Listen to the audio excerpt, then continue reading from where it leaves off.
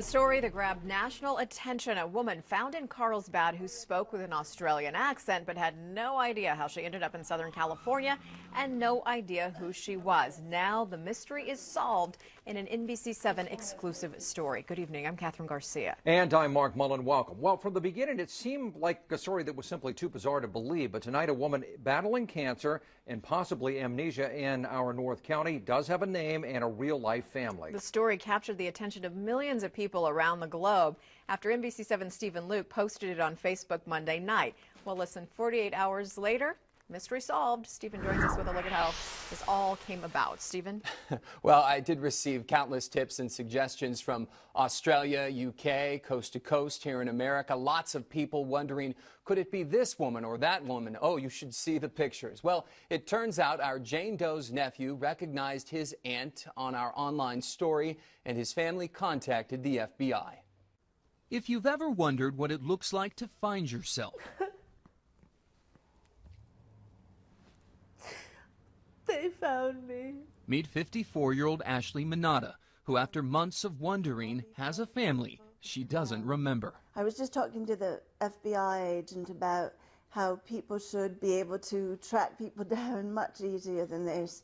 I mean, this had to go on for 4 months. Rescued February 1st near St. Patrick Catholic Church in Carlsbad by firefighters, Ashley didn't know her name, age, or anything else. At the hospital, doctors delivered a grim diagnosis, ovarian cancer, and a theory antibodies from the large tumor led to retrograde amnesia.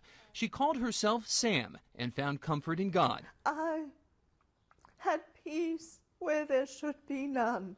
You want a big old hug? Debbie Ruff might be Ashley's real-life angel. The registered nurse turned friend made it her mission to find family. I just owe her everything.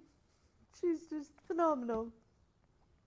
And she's offered for my sister to fly in and pick her up at the airport and have her stay here. After talking with her two sisters for the first time with tears and many, many questions, answers slowly return.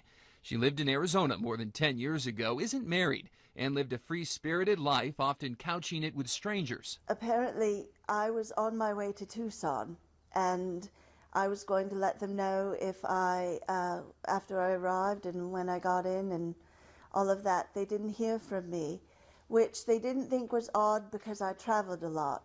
Her favorite place? Australia, where she visited often. Visions of Perth, the first to return through dreams. The FBI posted a found person report on Interpol. After all, that's not an American accent.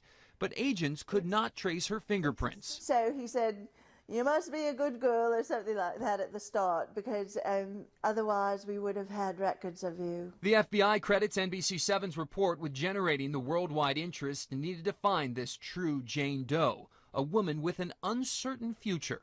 But at least she has a past.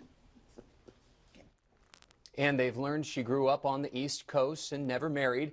She hopes to put a pause on chemotherapy and resume treatment closer to her sister's home in Maryland, where there is a loving home and a bedroom with a king-size bed waiting. Do another story tomorrow and the next day because we want to know more, right? Right, I mean, we'll follow her all the way. This is fascinating. So what happens next? Is there a reunion planned? So she has two sisters. The one who lives in Colorado will come and pick her up, and they're still in the process of figuring out how that's going to work. And then that sister is going to take her to meet the other sister. And, I don't know what happens from there. Hi, I'm your sister, and let's get to know each other. Wow. Oh, well, we hope the best for her. Hopefully that memory comes back as she deals with And they the say that's a illness. possibility, Yeah, actually. yeah. Okay. Thanks, Stephen. Good job by Remarkable NBC7 story. viewers also. Yeah.